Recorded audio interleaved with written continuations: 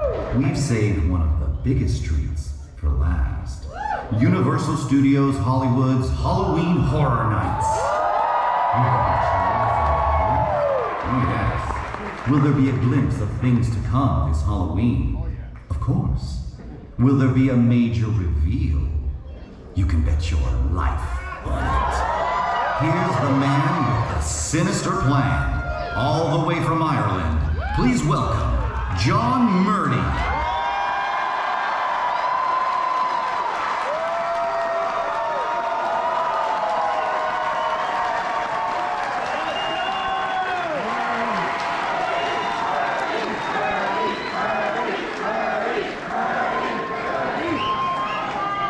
I should have filmed that for my kids.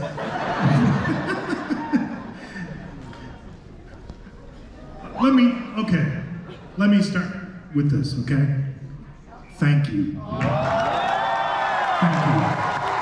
Thank you, thank you, thank you.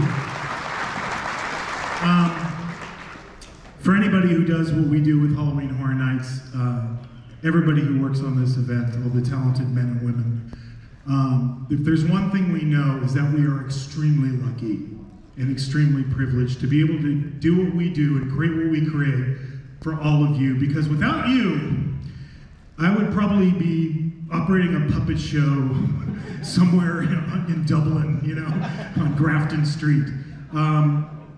Everything we do, all the passion and the work we put into this event, it's all for you guys. So thank you for all your support, year after year after year, after year after year after year after year after year after year after year after year. This is 17 years for me now. 18 if you count 2020, which I do. We built it. Let's see.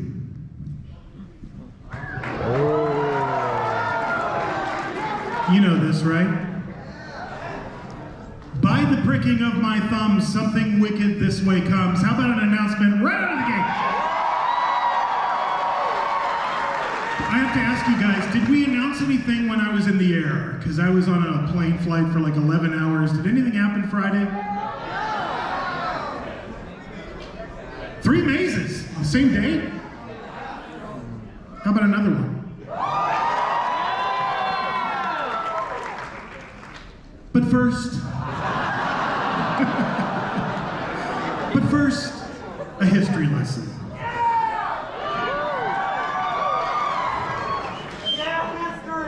We've had a long history of creating original Latin American themed horror content at Halloween Horror Nights, right?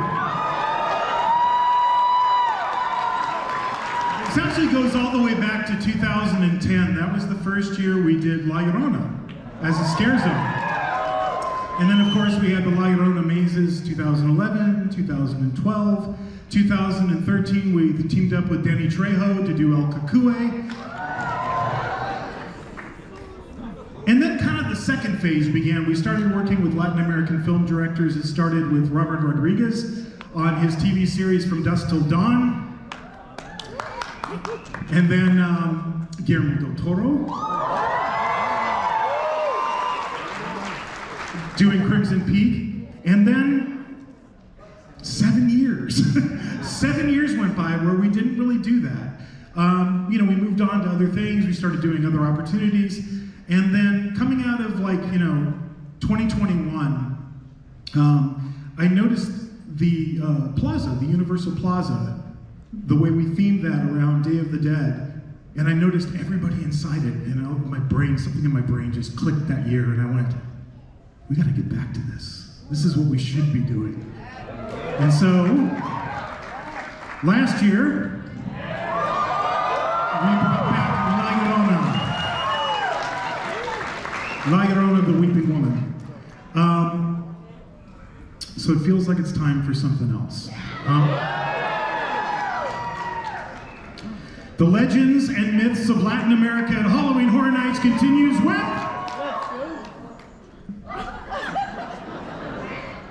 Monstruos, the monsters of Latin America.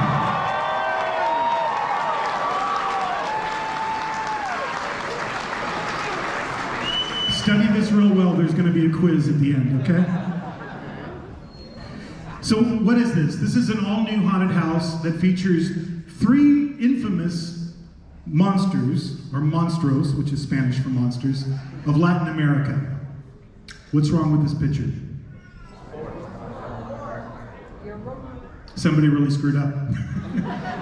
I'm going to explain that in just a second. But this is something I want to do today.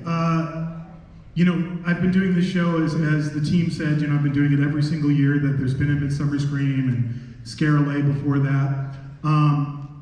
So I'm always up here, I'm always the spokesperson for the event. I'm always doing all the media and the press, but the reality is there are hundreds, literally hundreds of talented men and women that work on this event, right? I don't create this by myself. It takes everybody's passion, everybody's hard work, everybody's dedication. So as we're going through this presentation today, and he wasn't kidding, I don't know how to edit, so I was making this, you know, back in Ireland, and I was like, it'd be cool to talk about that. Well, it'd be cool to talk about that. And I just went, you know what, let's just go for it. Let's just put everything in it. But I did want to point out, right off the bat, right at the top of the presentation, an individual named Rose Gonzalez. And Rose Gonzalez works with our marketing department. So back in 2010, when we first decided to do La Llorona, I'll be totally honest with you, I did not grow up with La Llorona. That's not a story I was told as a kid. So I really needed to do my research. And we take our research very, very, very seriously at Halloween Horror Nights, no matter what we're doing, whether it's a movie, a television show, original house, we do a ton of research.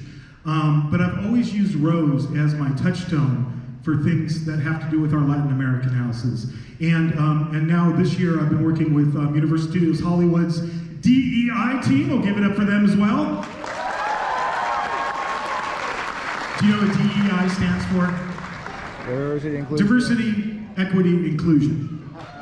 Should have been Diversity, Inclusion, Equity, because then it would have been DIE, and that would have been a lot cooler for a horror event.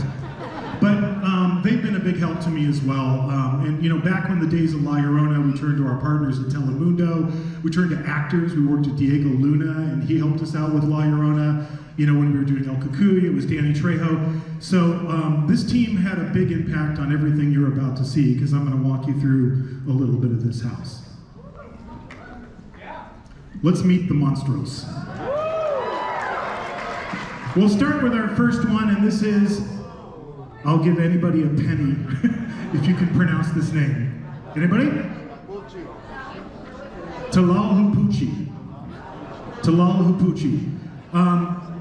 This is a character that comes from the Tlaxcala region of Mexico, and it's really interesting because it's a witch, but it's also a vampire. And with any of these Latin American myths and legends, you know, they're all passed down orally for hundreds of years. In fact, Tlahupuchi, some people think the origins of this story go back to Aztec times. That's how old it is.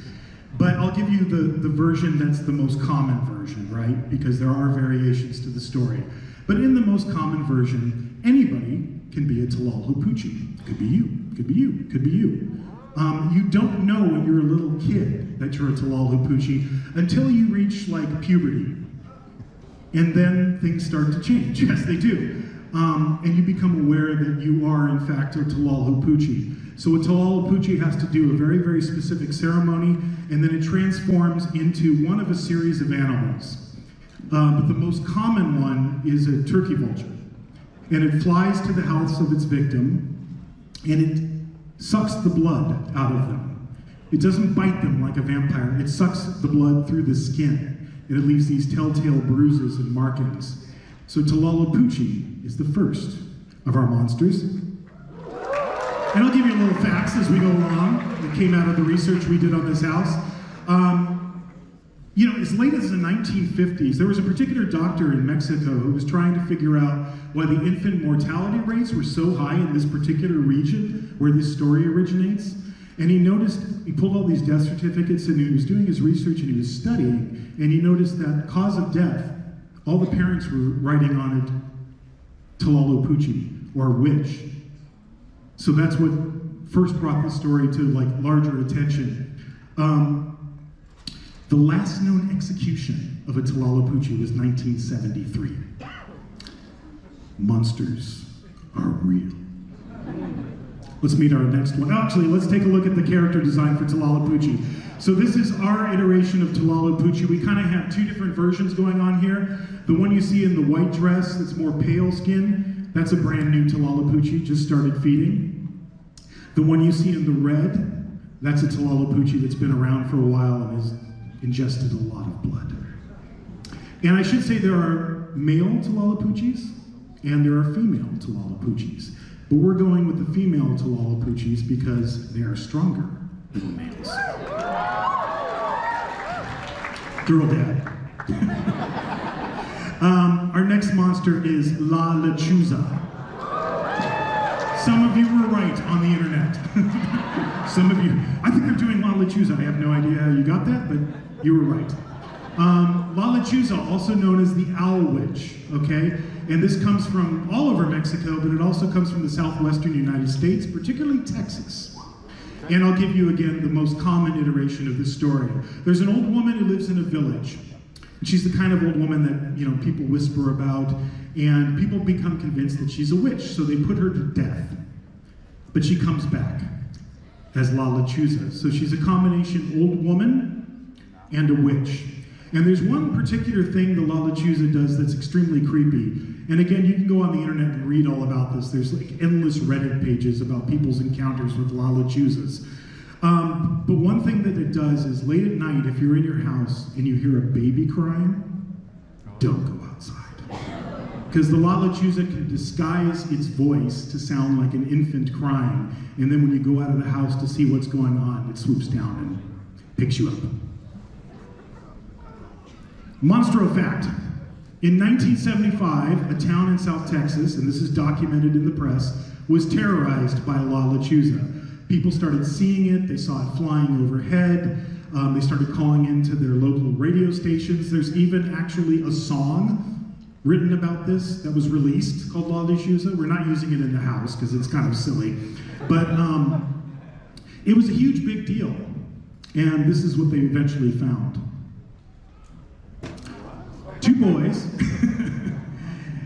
Two boys made this and stuck it up in a tree, and they kept moving it around into different trees. And this is a picture from the local newspaper when the police finally figured out what was going on. Best prank ever. I need to hire those two kids for Horror Nights. Because we did stuff like that when we were kids. Did you guys do stuff like this? Yeah. We used to like rig dummies, like, you know, through a tree and make it so somebody would be walking down the street late at night and it would just suddenly stand up right in front of them. Don't do that, by the way. I remember being chased through a field by somebody when I was a kid. But the weird thing about this story is, okay, so they saw it in a tree. It doesn't explain why so many people saw it flying overhead and they described it as this huge bird. So monsters are real. And this is our design for La Lechuza. And that brings us to our third and possibly last monster, and that is El Silban. I bet you didn't figure this one out, right? Nobody? Okay. El Silban, which translates to the Whistler, is from the Los Llanos region of Colombia, Venezuela, and it's another great story. Different iterations of the story, I'll give you the most common one. So there's a boy, which is really like a late teenager boy, living on a farm, fairly well off. He falls in love with a woman that the father does not approve of. And the father tells him, get rid of this woman, but he's in love and he doesn't get rid of him. So one day the father comes into the barn and he catches the boy and the girl, and he flies into a rage and he murders the girl, kills her right in front of the son. The son flies into a rage and murders his father. And then granddad comes home, sees what's been done, and he takes the boy out to the field, ties him to a post, whips him repeatedly with a whip until the flesh falls off his back. Then he takes like limes and like tequila and pours it in the wounds. And if that wasn't bad enough, then he sets wild dogs upon him that rip him to shreds. And as this horribly mutilated guy is stumbling towards the woods, The grandfather comes up to him and hands him the sack of his father's bones, his murdered father's bones, and says, "You are condemned for all time to carry the bones of your murdered father on your back." And he disappears into the woods, and he's not seen again. And then eventually this creature comes out of the woods that is now known as El Saban. And it's a towering creature. Some say he's like 10, 12 feet tall. Really, really skinny, carrying the bones of his murdered father on his back. And he's known for his distinctive whistle that kind of rises and falls. If you hear this whistle and it sounds far away, that means El Saban is actually really close. But if you hear the whistle and it sounds close, that actually means he's far away. So we'll give you a Monstro fact about El Saban. Aside from the distinctive whistle that gives him his name, he is said to prey primarily on womanizers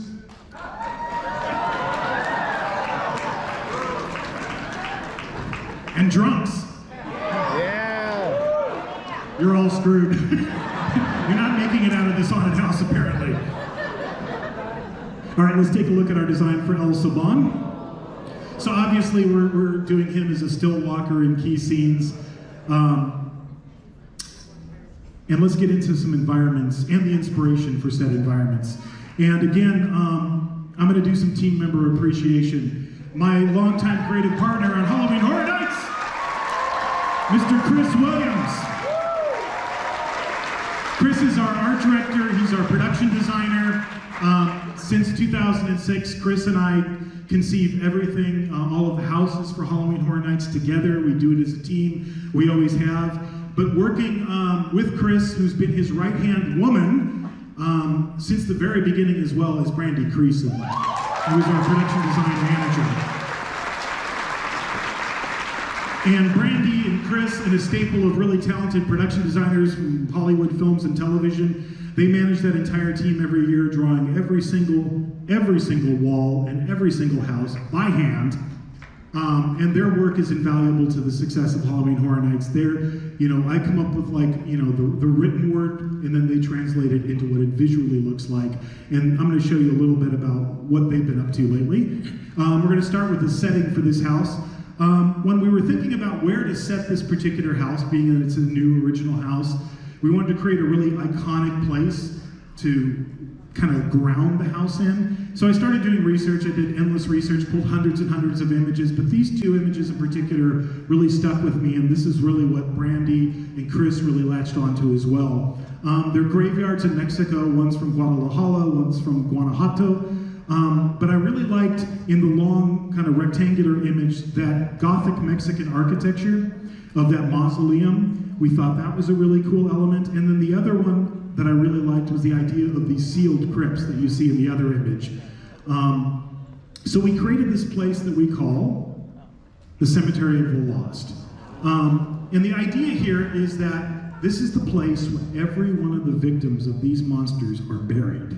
And it is a forsaken, condemned place that you do not go at night because the weather is always bad. It's always thunder and lightning here. Once your relatives are buried there, you never go back to visit them. This is just where they live. This is the elevation, the color elevation for the facade. It's funny. I see what you guys say a lot of times, on Twitter and whatnot. And I saw this one guy and he goes, "I think that's a mausoleum," right? And this other guy goes, "That's impossible. There's no such thing as a two-story mausoleum." Two-story mausoleum. And if you could peek over the fence right now, this is what you'd see. This is the mausoleum being built right now. This was taken about a week ago. We're just getting into the vine work. But if you look in the front, it looks kind of empty. And it's not going to be empty. There's a lot more coming. This is another piece of inspiration. I love these mourning statues that we found in these cemeteries in Guanajuato, and thought that was a really cool element. So I'm going to give you like the down view. This is the ground plan looking down, and that's a side elevation of the facade. You see the big, like above ground crypt with the statue, but you see something else. And this is going to get back to that piece of key art at the beginning. You see the guy standing there holding the shovel? Okay. We thought it would be cool to create our own original character to add to this mix. And this character would be like the narrator of the experience. He is the caretaker of the cemetery, and when we were trying to conceive what he should look like, we were really thinking about like traditional looks for the Grim Reaper. So I pulled all this research. These are just a few of the images. Does anybody know what the photograph is? And don't say Bill and Ted's Bogus Journey. Does anybody know who that actor is? Very famous in a very famous horror movie. Max van Sydow, who plays the priest in The Exorcist. This is Max van Sydow back in the 1950s in a foreign film called The Seventh Seal, where he plays death. So we pulled that image. Then we pulled images from Aztec culture. We pulled images from the Middle Ages. We pulled images from the Renaissance, all different iterations of death, put it into our mind blender, and then came up with this. So this guy actually doesn't have a name. We never like officially named him. In our mind, it's kind of like those Clint Eastwood spaghetti westerns. You know, like he's always the man with no name who comes to the town, and you never know what his real name is. So he's kind of our man with no name. But we were thinking, Chris and I, when we were working on this, we're like, well, that's just going to get annoying after a while. We're going to be in meetings, and you're like, okay, we're talking about wardrobe for the man with no name, and we'd have to say that over and over and over again. So we just call him Muerte, which is Spanish for death. And he's going to be the guy you meet out in front. He's the pre-show, if you will, for this haunted house. He's going to be telling you the story about these three monsters. And he's designed with an articulated jaw so that the actor wearing the mask can lip sync to track. And you're going to see he's kind of the bookends of the haunted house as well. So when we came up with this idea for the cemetery, we thought, well, this is cool. This will be like the portal that you go through that transports you to all the world of these different monsters. So this is when you step through that crypt. Again, I want to point out, two-story. I just feel like I have to validate that guy, because he was right. He like nailed it right out of the gate. So you enter this two-story mausoleum, and there's all these rotting skeletons of all the people that are buried inside that you have to go through. And I kind of snuck a pic the other day. I like the guy in the middle. I'm just like, I'm obsessed with him now. I saw these pictures were coming in from the field, and I'm like, who's that guy? I'm going to call him Bruno. So we don't talk about Bruno. It's just like, he's just like, and the guy behind him is just like, hey, let me see. You know, and he's just like, no, Bruno has to look now. So this is the transition, and there's bats roosting in the upper niches, and there's animation and LED bat eyes, and as you go through this, you come to the first in the series of crypt paintings. And this is another thing we pulled from our research. This is an old Aztec tomb painting. But we thought it would be really cool if we used artwork, which is the same artwork you guys just saw in the key art, but did it in the style of like crypt paintings that would introduce you to each different area that you're going to. So this is the crypt painting for Tlalhupuchi. And then we also have crypt paintings for the other two monsters as well, La Lechuza and El Silbón. And now we're going to get into their layers. So we'll start with Tlalhupuchi. And it all goes back to research. That's where all of this begins. So when I was doing research for Tlalhupuchi, I mentioned how she transforms into Tlalhupuchi, and the specifics of that, and it's very specific. She comes into her house, she sets a big roaring fire in the middle of the floor of the house. She has to use specific wood, specific spices, and then she has to walk back and forth over the fire in the shape of a cross multiple times, back and forth, and then when she's done with all of that, she sits on the fire, and her legs detach. And then she starts to transform into a bird. So we thought, that's pretty cool. So that's what you're going to see in our first scene. It's called Transformation. Chris felt really strongly that he wanted to give each of these environments like their own unique statement or their own unique twist. So Tlalhupuchi's lair has these big talon marks, scratches all over the walls, and it's just filled with bird cages. So there's birds everywhere. As you go a little further into Tlalhupuchi's realm, an area we call Los Infantes, or the infants, you start discovering these bassinets. Because one thing I didn't tell you about the Tlalhupuchi is she's very particular. She feeds on blood. And she'll drink anyone's blood if she's desperate enough, but she really, really prefers the blood of an infant. That's like the sweetest tasting blood. Yeah, it is. So there's all these bassinets, but they're all empty. And there's always a moment in Horror Nights, particularly with these houses. Last year with La Llorona, and going back to when we first did it, it was the scene across the river, you know? You guys, you know what I'm talking about, right? When you get to the town and you have to cross the river and there's the kids floating in the water. But I have to tell you how we did that, because it's really weird. There's only like 2 inches of water, you know, and that's like pond liner. It's like how you'd make a koi pond in your backyard. So when we first did this, Chris and I were, and Tony, who's our prop master, we were like, what are we gonna do? How are we gonna float these kids? Well, God, we'll cut them in half. And now this is what I do with my children when they're misbehaving. Put that down, or you're gonna end up in Daddy's maze. So this is a scene where you're walking towards another crypt painting of Talalapucci, and it disappears, and then you'll see. Let's talk about La Lechuza. So for La Lechuza's lair, again, it goes back to research, right? When I was doing research, and I have to wonder, like, there's gotta be somebody in IT by now that looks at my search history, you know, and it's just like, we got a problem. But one of the things I was researching is carnivorous birds' nests. Because there's one thing certain birds do that's really, really messed up. When they kill an animal that they're gonna eat, they use their bones to decorate their nest. They like adorn their nest with the bones of their victim. And I thought, that's awesome. La Lechuza's an owl. She's an owl witch. She must have a nest. So we built her a nest. So this is another color elevation of La Lechuza's realm, and you see all of those bones. So her nest is made out of all these found objects, twigs and twigs, sticks and twigs, and the bones of her victims. And what this really speaks to is another member on our team that we want to appreciate and acknowledge today, Tony Lindis. Tony Lindis is our prop master.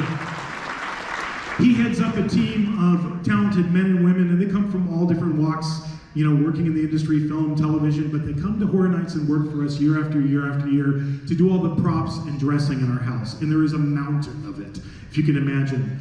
And a lot of times Tony's team has to just wholly create things, and this is a good example. So I snuck these pictures from our secret offsite facility that you don't know about. And I had to crop this picture too, because if I would have left the whole picture, you would have seen like Chucky, and you can't see that yet. That's a surprise.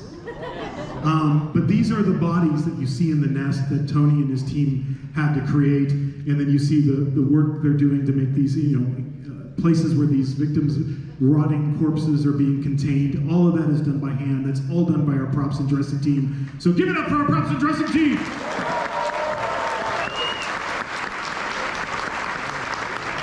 But then we had an idea, and we were like, well, it'd be really cool if you walked into this house and you just saw this giant La Lechuza, like eating somebody in her nest. So we went to some other individuals on our team. Again, I want to point out these individuals on our team because in the last few years, we have been stepping it up on special effects. And this year, wait till you see what these talented men and women have created. It's insane. David Borning heads up our special effects team.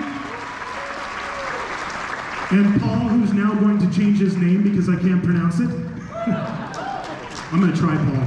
Paul Vasilakos Law? Is that good? Close? What I love about David and Paul is they want to do more than we ask them to do. Like, did you guys go through Scarecrow last year? Okay. Remember that bird that was eating an eyeball on the table and it was like dangling out of its mouth and it was moving around? That was all them. Like, I didn't even write that in the treatment, I don't think. They were just like, hey, we can make a bird, and I was like, do it.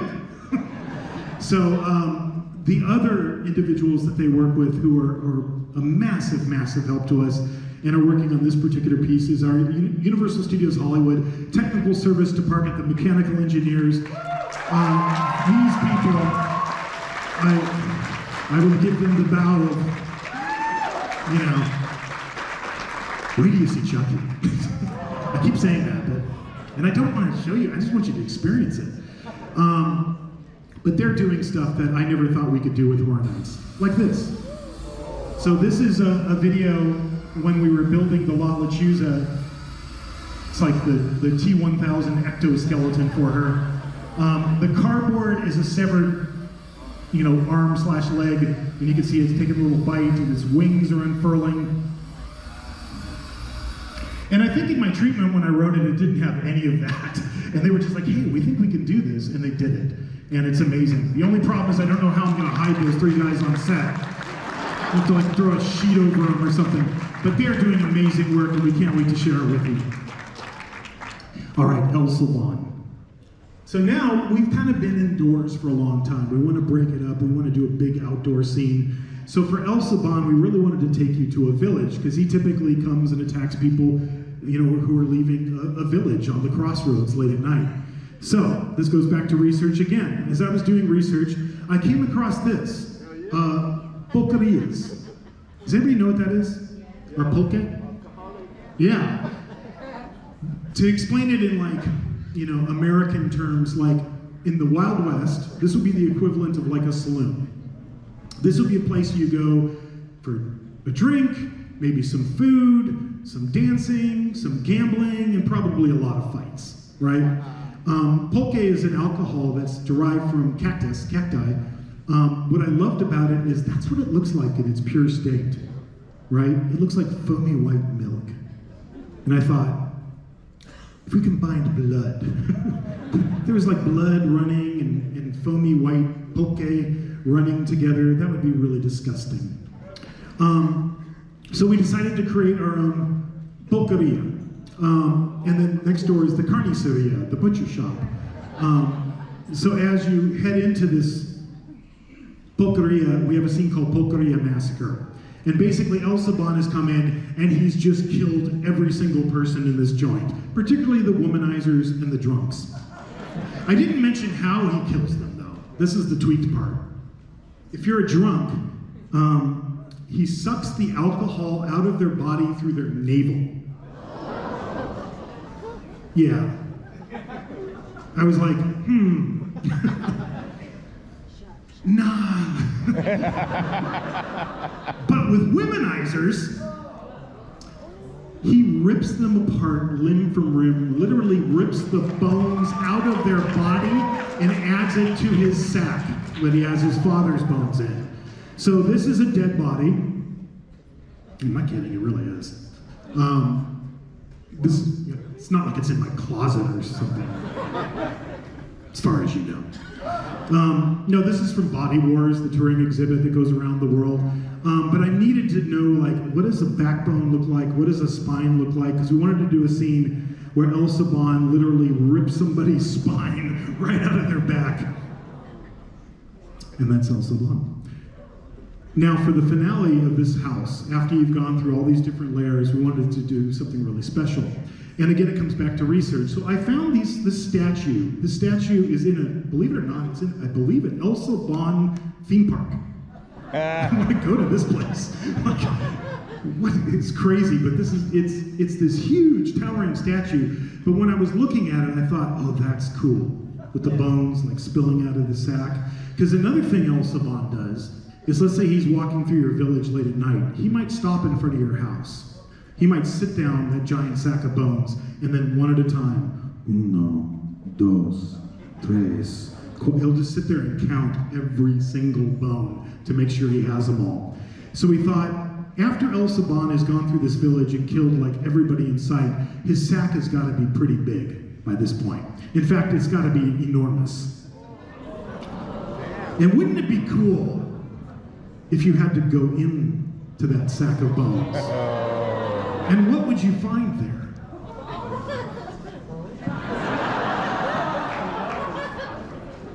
You're just gonna have to wait and see. All right, let's do some more Horror Nights appreciation. Patrick McGee Effects. Patrick is our makeup artist, our creature creator. He goes all the way back, if you remember the Queen Alien from AVP, all of those amazing things, American Werewolf in London, that's all Patrick. Patrick has created some amazing stuff for us over the years. I'll share a little bit about what he's created for this house. This is the sculpt from Muerte, and again, it has a movable jaw so that it can actually lip sync to track. This is Patrick's sculpt for La Lechuza. And this is his sculpt for El Saban, and he sent me this really cool video so you can like watch it. And this is the part that trips me out. It's like, I know it has hair, right? You can see it in the rendering. And I'm like, nobody's ever gonna see the back of his head. But Patrick still has to put in all the details because that's the way he is. And then, whoa. Okay, I know that's the mask. I guess you'll have to wait and see. But wait, there's more! How about another announcement? All right, we're gonna mix it up into a Scare Zone announcement. Because when you come out of this house, we're gonna keep everything going with this theme and take you to a brand new Scare Zone called El Terror de las Momias. And this is all about inspiration. And the person who supplied the inspiration is Mr. Patrick Quinn. Pat is one of the few people, might be one of the only people that I know and work with at Universal Studios Hollywood who's actually worked there longer than me. I think Pat started in the park as Woody Woodpecker, I think, as a character back in the day, but he's worked with Horror Nights with Chris and I since the very, very beginning. And the way Chris and I always talk about Pat when we try to explain like how we work with Pat is we just go, Pat just thinks different. And it's true, like he comes up with stuff that Chris and I would never come up with. All of the scare zones in the park, that's not my creative, that's not Chris's creative, that's Pat's creative. So give it up for Pat for all the amazing scare zones he's created over the years. And this is what I mean about Pat's creativity. This is what Pat came to us with. He's like, hey, you know, in the 1950s in Mexico, there was these really specific horror movies they made about Aztec mummies. And, you know, there's like mummies fighting wrestlers and mummies fighting evil robots. But he wanted to do something with that idea, but do our Horror Nights original version. So that meant that Pat had to create like a multiverse of movies that don't actually exist. And he did. And that brings up another person on our team that needs a lot of love and respect and kudos, and that is Lucas Colshaw. Lucas Colshaw is our lead designer and illustrator. Every single one of those character drawings I show you, that's all Lucas's work. He draws all of that. If you guys remember Bride of Frankenstein Lives and all the beautiful book artwork, if you remember Holidays in Hell and all of those amazing postcards, that's all Lucas. He created all of that. So you put Pat together with Lucas and they created a multiverse of movies that don't really exist. And it starts with The Mummy That Couldn't Die. And I love that they did, not only did they do the movie poster, they did the lobby card for the movie. And these are going to be used in the scenic, but they're also going to be used in the video that's part of the Scare Zone as well. So the idea is here that they made this movie, The Mummy That Couldn't Die, and it was a huge hit. And they were really excited to make a sequel. So they made The Mummy versus the Undead Skeletons in classic horror movie tradition. If it succeeds once, make 20 of them. And then they got around to make the third film. You get the joke? So this was not me, this was Pat. Pat's like, I want to call one of them Revenge of the Mummy, which is funny because I created a Revenge of the Mummy, you know, the ride in my previous life years and years ago. So they made Revenge of the Mummy, but by now, you know, the box office is it's not doing quite as well as the first movie in the series, but they gave it another go, and they did Escape from the Mummy's Crypt.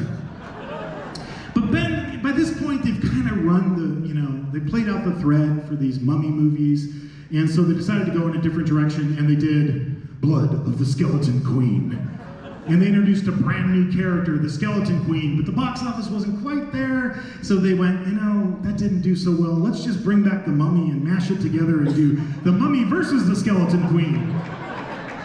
But that didn't do that well at the box office either. So by the end they just said, oh, whatever, just a Village of the Dead, you know, Village of the Undead.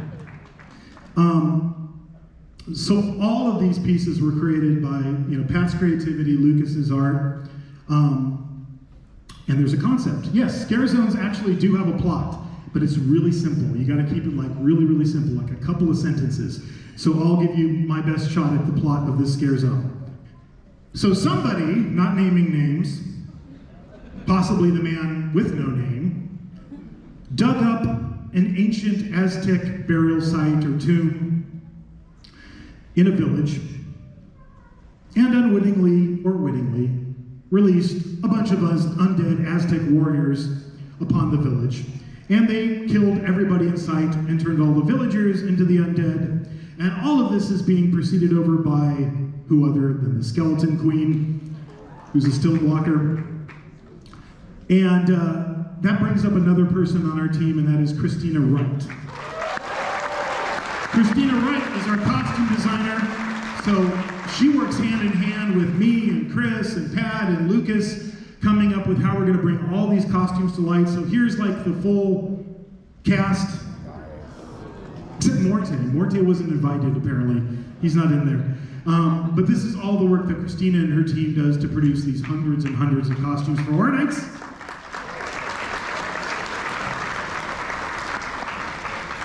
What's next?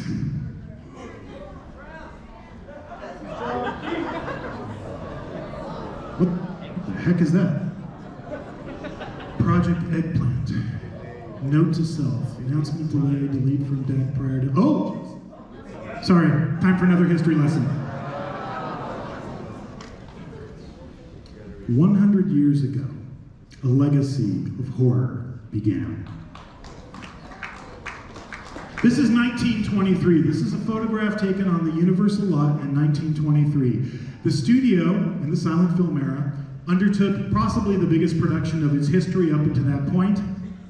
A production that required the construction of massive sets unlike anything they've ever seen built on the lot before, or frankly since, including a full-scale replica of a large section of the Cathedral of Notre Dame in Paris and an entire French village. When the cameras started rolling, the cast was so big that they had to invent the first PA system. That's what you see the director wearing the black hat standing next to, so that they could communicate with all of the crew members and all of the actors working on the production. The film starred Lon Chaney Sr., the man of 1,000 faces, as Quasimodo, and literally a cast of thousands. In this picture alone, there's 2,500 extras in this film. This is 1923. The film, of course, is The Hunchback of Notre Dame from 1923. And the reason why I'm talking about this and showing you all this is last year, around this time, I started thinking about, wow, next year's going to be the 100th anniversary of Hunchback. And it actually came out in the movie theaters September 6th. So like right when it's 100 years old, Horror Nights is going to open, right?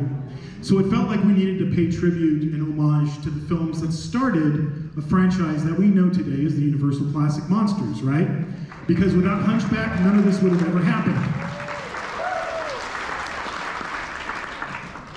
So, once upon a time in Paris. Paris, the city of light. But underneath her bustling boulevards, her noisy cafes, silence is king, and darkness reigns. 60 feet beneath the city streets of Paris, there is an empire of the dead. The bones of 6 million Parisians are buried there in an underground catacomb. But something else is down there too. The Phantom of the Opera.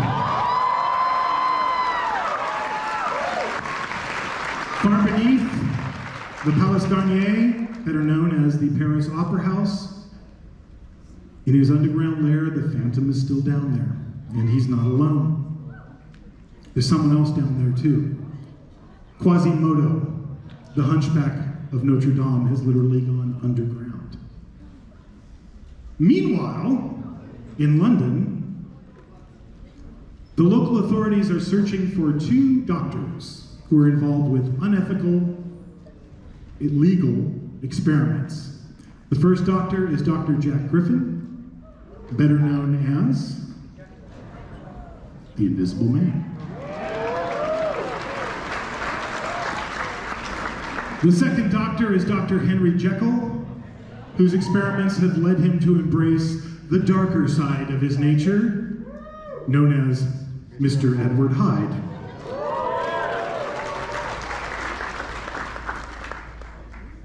We dead welcome you to our world of shadow, knowing soon you will be one of us.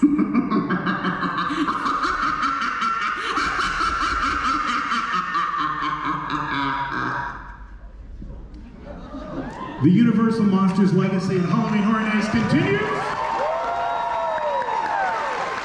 with the house we just announced on Friday, I believe. Universal Monsters Unmasked. This is the fifth Universal Monster house that we've done at Horror Nights in Hollywood. And again, it takes appreciation, not specifically like a team member of Horror Nights, but somebody I really want to recognize today, Crash McCreary. Do you guys know who Crash McCreary is? Okay. Crash did the key art that I just showed you, all of those illustrations, right? Crash is a legend in the film industry. He started with Stan Winston years and years ago. He helped design The Terminator. He helped design with Tim Burton, Edward Scissorhands. He helped design movies like Pirates of the Caribbean, Jurassic Park films, etc., etc., etc. So Crash works with us to bring the Universal Monsters to life, and so he designed two particular monsters that he really helped us out with, and that is, I'll show you Crash's illustrations here. Dr. Jekyll and Mr. Hyde. Now I know what you're thinking. Dr. Jekyll and Mr. Hyde isn't a Universal Monster movie. Au contraire. It is. We made a silent version of Dr. Jekyll and Mr. Hyde, like before the studio even came west and became Universal Studios Hollywood. It was what was called a two-reeler in those days. 2 reels of film, 26 minutes long, silent film. So we thought we should bring Dr. Jekyll and Mr. Hyde and fold him into the Universal Monster family because he was literally the first monster we ever did at Universal. So again, this is an opportunity to do history as horror, which I personally love. And it's all based on real things that happened. This is an old 18th century illustration of a cemetery called the Cemetery of the Innocents in Paris. So back in those days, within the city confines of Paris, they were burying people in cemeteries, and then more people would die when you'd have things like the plagues, like the Black Death, the bubonic plague. A whole lot of people died. They just bury them and bury them and bury them and bury them, and they over-buried people in the cemeteries inside Paris to the point that some really awful things happened. And these are true. You can actually look it up. I came across it in my research. Literally, imagine you're in a French cafe. I'll sit down for this.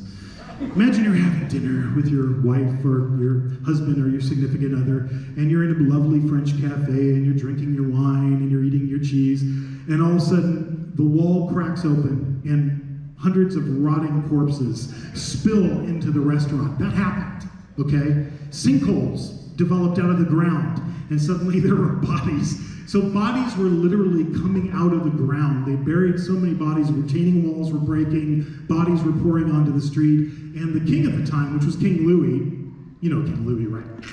He was the one who, in the French Revolution, who got guillotined. King Louis did a declaration, and he said, "From now on, we are to bury no people within the city limits of Paris." That's not really practical, you know? People are gonna continue to die. So they had to figure out what to do with all these bodies. Now, Paris is built over a series of limestone mines. It's all the materials that were used to build the beautiful architecture in Paris. That's where it came from. And then once they, mined all these things out, they just left them. And underneath the city streets, there are endless miles and miles of these tunnels, of these old mines. To this day, they're not all explored. They don't really know where they all lead.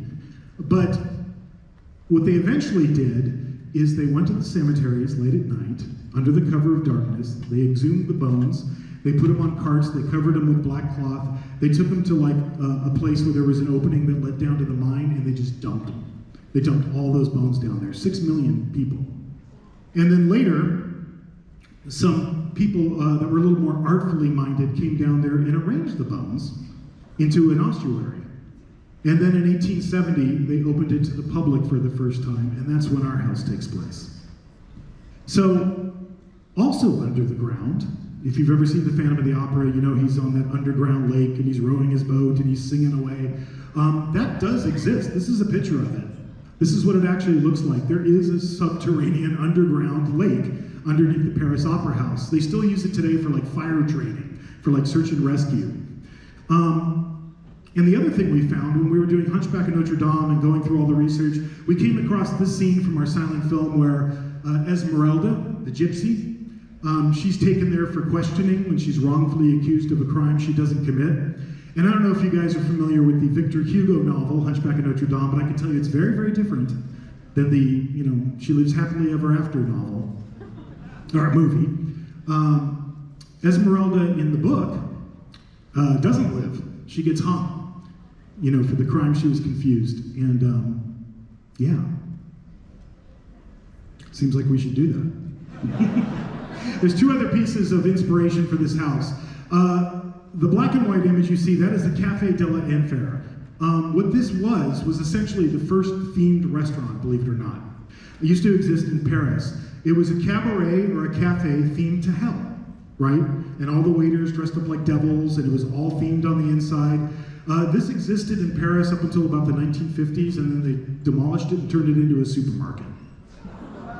I know. And then another thing we pulled together was the Grand Guignol. Do you guys know what the Grand Guignol Theater was in Paris? It was like an underground theater for the rich and famous who loved to come watch shows where they thought people were really being killed on stage, but it was all an act. So we thought, well, if all these monsters are underground, if the Phantom of the Opera's down there and the Hunchback's down there, and Jekyll and Hyde and Dr. Jack Griffin have fled from London so that they can continue their experiments underground where the authorities can't bother them, they ought to have some entertainment.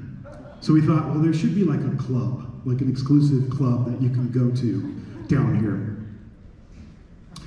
Now the setting, now I've seen a lot of speculation on this on the internet as well. You're looking at this facade and you're like, what is that? There's a little booth and then there's this big, huge blank thing. What that is a giant-sized reproduction of an English-language French newspaper, and where you see the blank spots, both on the facade where it's a different color, and also on that graphic, that's where the illustrations that I just showed you go.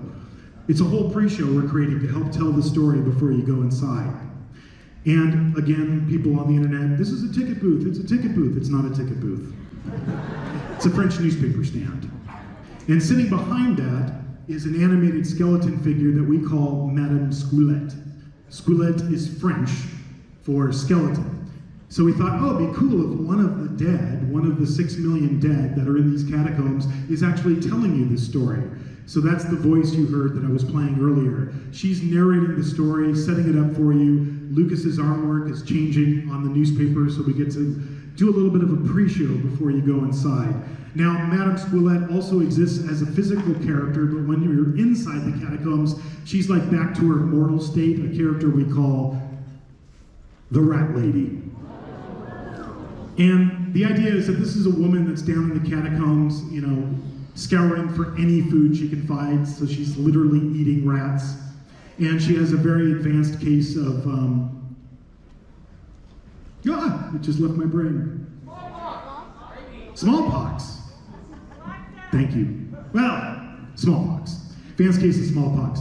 So, and we just recently filmed her, because she also appears on video.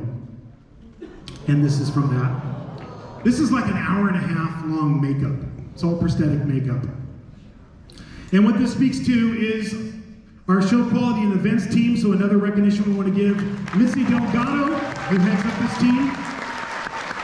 We write all this stuff. then they have to cast it. They have to find the people that are going to be in our videos, the people who are going to do our voiceover work. We try as much as possible to pull that right from the people that already work in Universal Studios so we can give them an opportunity to do something different. And then Scott Kleckner. Scott has been with us since the beginning as well. Scott has been in charge of our character program since the very earliest day of Horror Nights. Two other individuals I want to shout out to. Zach Gelwicks. It's, been doing this a long time. I met Zach, I think, when he was 10. I literally met him in the park at Horror Nights as a fan. And now he's a big part of working with our team and training our actors. And then Brian Asrick, who is our casting director, casting all of our talent now.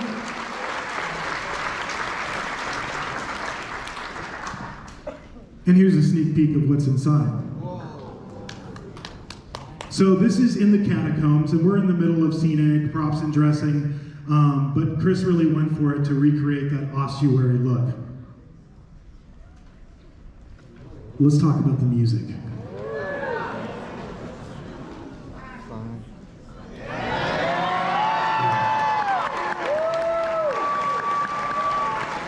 So, God, 10 years ago. Yeah, 10 years ago, 2013, I met Slash at Halloween Horror Nights when he came to see our Black Sabbath house.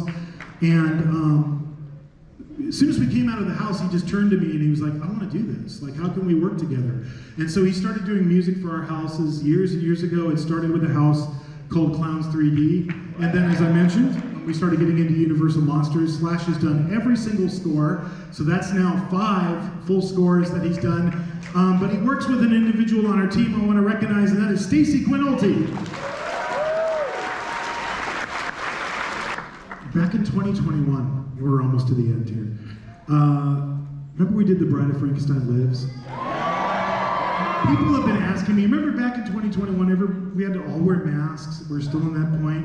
So, nobody ever got to see what The Bride of Frankenstein looked like. And people have been asking me on Twitter, and hey, can we see what The Bride of Frankenstein looked like? So I brought this with me. I just thought you might enjoy this. This is a time lapse that Pat McGee shot of The Bride of Frankenstein's makeup. So it was full prosthetic makeup to get that burned look. It's probably an hour in the chair, a little bit longer. And I was thinking, it's such a shame that nobody got to see that, right?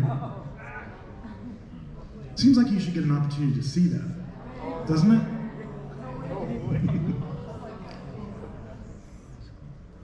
We're gonna do a little something.